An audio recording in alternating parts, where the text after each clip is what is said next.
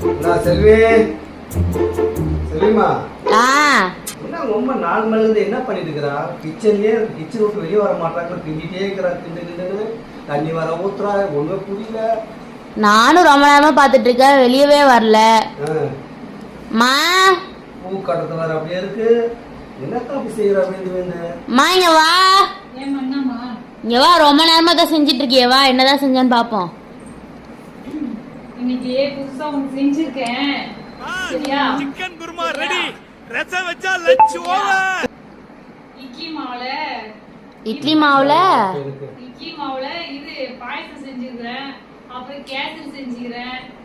எல்லாமே இருக்குது. நாங்க ஃபர்ஸ்ட் பாயசம் முடிங்க, அதுக்கு அப்புறம் அதை எடுத்துட்டு வரேன். கேசரி இட்லி மாவுல இது பாயசம் செஞ்சிருக்கேன். அப்புறம் கேசரி செஞ்சிருக்கேன். காமெடி பண்ணலையே. பாயசம் முடிங்க, அதுக்கு அப்புறம் அதை எடுத்துட்டு வரேன். நீங்க சாப்பிடுங்க.